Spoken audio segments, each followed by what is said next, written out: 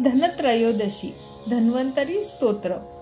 ओम नमो भगवते महासुदर्शनाय वासुदेवाय धन्वंतरायै अमृत कलश हस्ताय सर्व भय विनाशाय सर्व रोग निवारणाय त्रिलोकपथाय त्रिलोकनाथाय श्री महाविष्णु स्वरूप श्री धन्वंतरी स्वरूप श्री श्री श्री औषधचक्र नारायणाय नमः। ओम नमो भगवते महासुदर्शनाय वासुदेवाय धन्वंतरायै।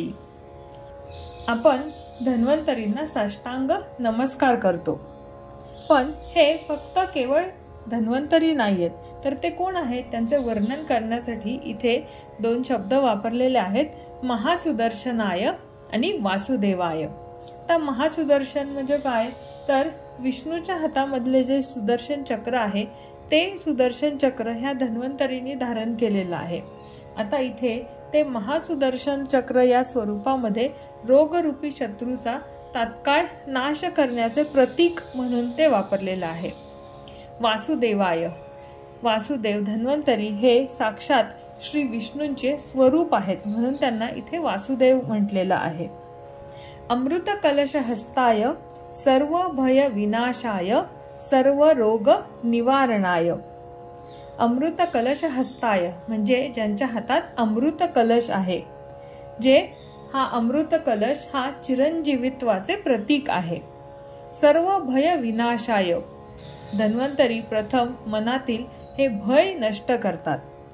सर्व रोग निवारणाय, आणि त्यानंतर ते सर्व शारीरिक आणि मानसिक रोगांचे निवारण करतात।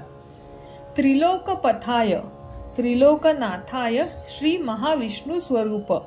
त्रिलोकपथाय म्हणजे जे तिन्ही लोकांचे मार्गदर्शक आहेत। त्रिलोकनाथाय म्हणजे जे तिन्ही लोकांचे स्वामी आहेत। धन्वंतरीचे ज्ञान हे केवळ मानवी शरीरापुरतेच मर्यादित नाही, पृथ्वी, पाताळ आणि स्वर्ग अशा तीनही लोकांमध्ये कार्यरत असलेल्या महाविष्णूचं स्वरूप असलेले हे धन्वंतरी आयुर्वेदाचे ज्ञान संपूर्ण विश्वात घेऊन आले। श्री धन्वंतरी स्वरूप श्री श्री श्री औषधचक्र नारायणाय नमः। जे औषधांचे चक्र धारण करणारे साक्षात नारायण आहेत, त्या धन्वंतरींना मी वंदन करतो।